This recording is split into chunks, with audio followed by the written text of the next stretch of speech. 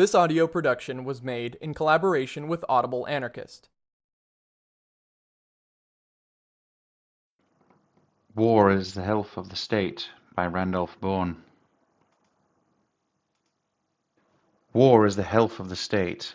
It automatically sets in motion throughout society those irresistible forces for uniformity, for passionate cooperation with the government in coercing into obedience the minority groups and individuals which lack the larger herd sense. The machinery of government sets and enforces the drastic penalties. The minorities are either intimidated into silence or brought slowly around by a subtle process of persuasion which may seem to them to really converting them. Of course, the ideal of perfect loyalty, perfect uniformity is never attained. The classes upon whom the amateur work of coercion falls are unwearied in their zeal, but often their agitation, instead of converting, merely serves to stiffen their resistance.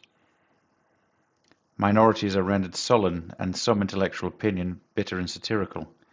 But in general, the nation in wartime attains a uniformity of feeling, a hierarchy of values culminated at the undisputed apex of the state ideal, which could not possibly be produced through any other agency than war.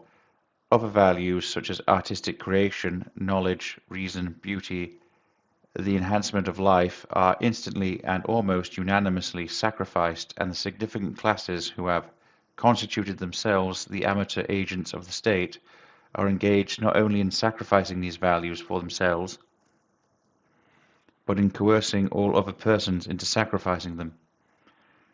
War, or at least modern war waged by a democratic republic against a powerful enemy, seems to achieve for a nation almost all that the most inflamed political idealist could desire. Citizens are no longer indifferent to their government, but each cell of the body politic is brimming with life and activity. We are at last on the way to full realization of that collective community, in which each individual somehow contains the virtue of the whole. In a nation at war, every citizen identifies himself with the whole, and feels immensely strengthened in that identification. The purpose and desire of the collective community live in each person who throws himself wholeheartedly into the cause of war. The impeding distinction between society and the individual is almost blotted out. At war, the individual becomes almost identical with his society.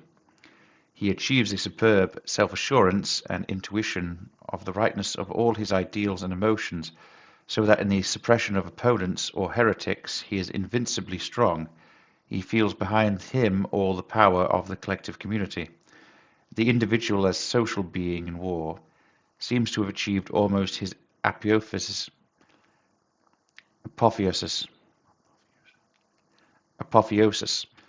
Not for any religious impulse could the American nation have been expected to show such devotion en masse, such sacrifice and labor.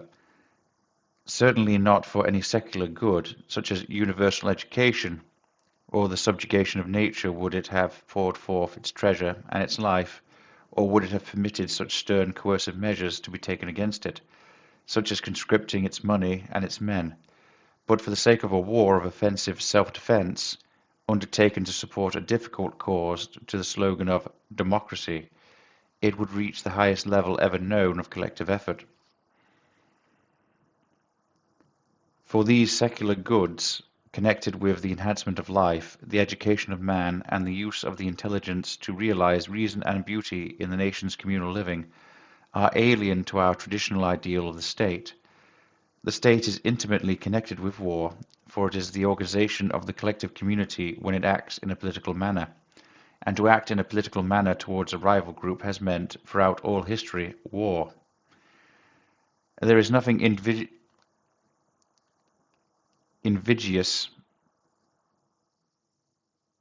in the use of the term herd in connection with the state. invidious in the use of the term herd in connection with the state.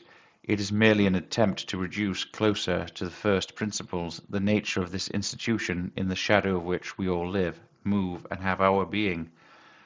Ethnologists are generally agreed that human society made its first appearance as the human pack and not as a collection of individuals or of couples.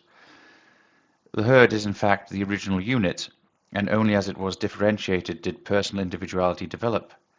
All the most primitive surviving types of men are shown to live in a very complex but very rigid social organization, where opportunity for individualization is scarcely given. These tribes remain strictly organized herds, and the difference between them and the modern state is one of degree of sophistication and variety of organization, and not of kind. Psychologists recognize the gregarious impulse as one of the strongest primitive pulls which keeps together the herds of the different species of higher animals. Mankind is no exception. Our pugnacious evolutionary history had prevented the impulse from ever dying out. This gregarious impulse is the tendency to imitate, to conform, to coalesce together, and is most powerful when the herd believes itself threatened with attack. Animals crowd together for protection, and men become most conscious of their collectivity at the threat of war. Consciousness of collectivity brings confidence and a feeling of massed strength, which in turn arouses pugnacity, and the battle is on. In civilized man, the gregarious impulse acts not only to produce concerted action for defense, but also to produce identity of opinion. Since thought is a form of behavior, the gregarious impulse floods up into its realm and demands that sense of uniform thought which wartime produces so successfully. And it is in this flooding of the conscious life of society that gregariousness works its havoc. But just as in modern societies the sex instinct is enormously oversupplied for the requirements of human propagation, so the gregarious impulse is enormously oversupplied for the work of protection which it is called upon to perform.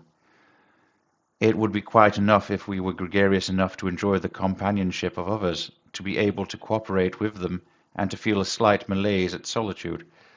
Unfortunately, however, this impulse is not content with these reasonable and helpful demands, but insists that like-mindedness shall prevail everywhere, in all departments of life, so that all human progress, all novelty and nonconformity must be carried against the resistance of this tyrannical herd instinct, which drives the individual into obedience and conformity with the majority. Even in the most modern and enlightened societies, this impulse shows little sign of abating, as it is driven by inexorable economic demand out of the sphere of utility. It seems to fasten itself even more fiercely in the realm of feeling and opinion, so that conformity comes to be a thing aggressively desired and demanded. The gregarious impulse keeps its hold all the more virulently because when the group is in motion or is taking any positive action, this feeling of being with and supported by the collective herd very greatly feeds that will to power, the nourishment of which the individual organism so constantly demands. You feel powerful by conforming, and you feel forlorn and helpless if you are out of the crowd, while even if you do not get any access of power, by thinking and feeling just as everybody else in your group does, you get at least the warm feeling of obedience, the soothing irresponsibility of protection.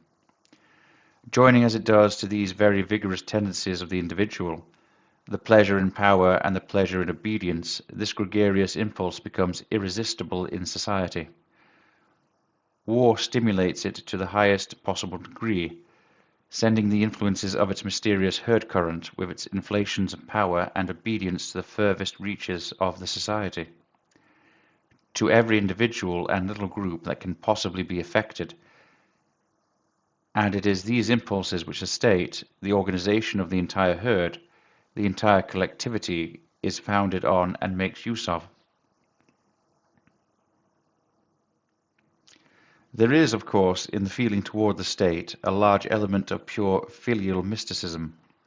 This sense of insecurity, the desire for protection, sends one's desire back to the father and mother, with whom is associated the earliest feeling of protection. It is not for nothing It is not for nothing that one state is still thought of as fatherland or motherland, that one's relation towards it is conceived in terms of family affection. The war has shown that nowhere under the shock of danger have these primitive childlike attitudes failed to assert themselves again, as much in this country as anywhere. If we have not the intense father sense of the German who worships his Vaterland, at least in Uncle Sam we have a symbol of protecting, kindly authority, and in many mother posts of the Red Cross we see how easily in the more tender functions of war services the ruling organization is conceived in family terms. A people at war have become, in the most literal sense, obedient, respectful, trustful children again, full of that naive faith in the all-wisdom and all-power of the adult who takes care of them, imposes his mild but necessary rule upon them, and in whom they lose their responsibility and anxieties. In this recrudescence of the child there is great comfort and a certain influx of power. On most people the strain of being an independent adult weighs heavily, and upon none more than those members of the significant classes who have had bequeathed to them or have assumed the responsibilities of governing. The state provides the most convenient of symbols under which these classes can retain all the actual pragmatic satisfaction of governing, but can rid themselves of the psychic burden of adulthood. They continue to direct industry and government and all the institutions of society pretty much as before, but in their own conscious eyes and in the eyes of the general public they are turned from their selfish and predatory ways, and have become loyal servants of society, or something greater than they, the state.